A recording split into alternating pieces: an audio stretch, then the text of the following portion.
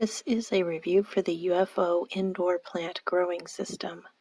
So here's all what's in the box. The soil is included, but it is compressed, so that's what those discs are. And so I'm going to show you how you can expand them. You just take them out and put them in water. There's a little bit more to it than that, but your first step is to cover them in water and then let them kind of absorb the water for about 6 minutes. So here's what it looks like in time lapse. And it's just absorbing the water and kind of expanding and getting fatter. So at the end of 6 minutes, it's going to look like this. It's going to have doubled in size.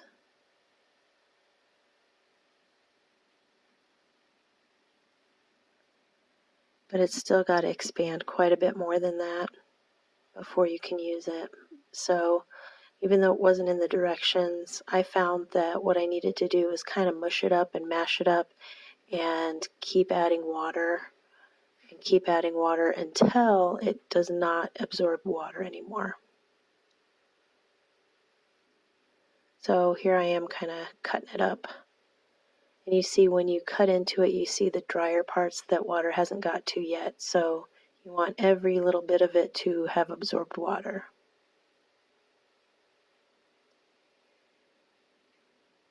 So that's what I'm doing. I'm just letting it absorb water and then kind of digging at it, let it absorb, dig at it. So here is what it looks like when you get it mashed up enough and it's absorbed all the water that it pretty much can.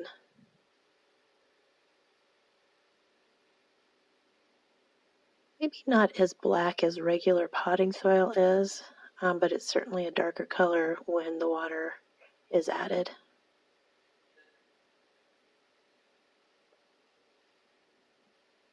Okay, so now we're going to begin. The first thing you got to do is you got to put in those cotton filters.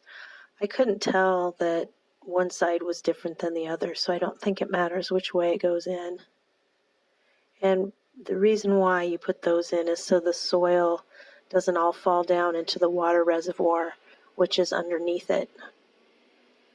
So this part we're going to speed up a little bit.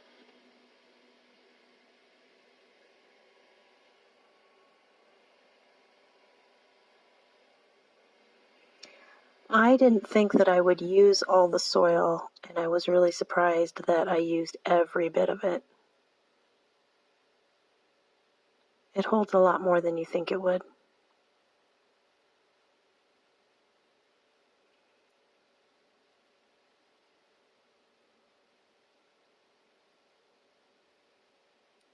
There are 3 places to add water at the edges of those sections, and all 3 of them go to the same reservoir. That little window tells you how full it is. It's kind of hard to see on the video. You have to almost look under it. And there, you turn it on, and it's got different modes to it. And that blinking light, and there's also a beep with it after a while. It starts out blinking and then it beeps after a few minutes. That tells you it needs more water. Initially, when you set this up, it's gonna probably do that a couple times because it needs to get to full saturation. So just be prepared to add a bunch of water at the start, but it will calm down after that and the light won't go off so much. So it's got different settings, one for breeding, seedlings, full plants, and then it has an office setting, and that's more just like an office light color. Seeds are not included, but I've picked some herbs.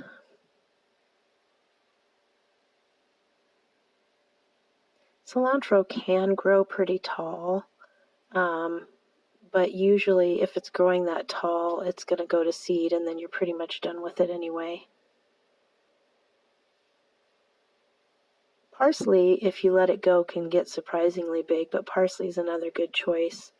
And then my third choice for the planter was basil. The seeds on these are really tiny. Cilantro is probably the biggest seed of all of them.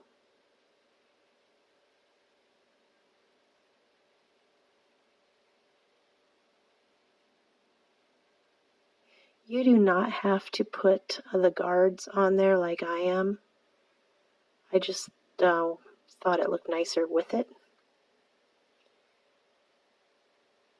Do be sure to read your seed packets to see how deep you should plant the seeds. And they should also give you some time frame as to when they will start sprouting. In my case, each one of these seeds I picked will sprout in about a week to 10 days.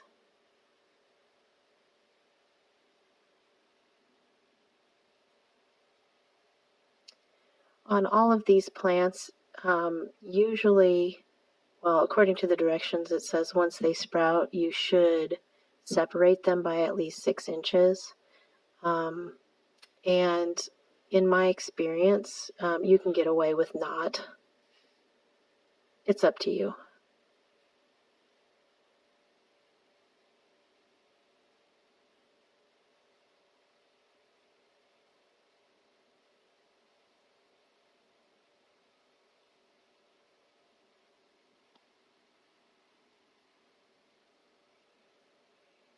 Then just make sure all your seeds are covered up with the right amount of soil, and then you can telescope that pole in the middle down lower,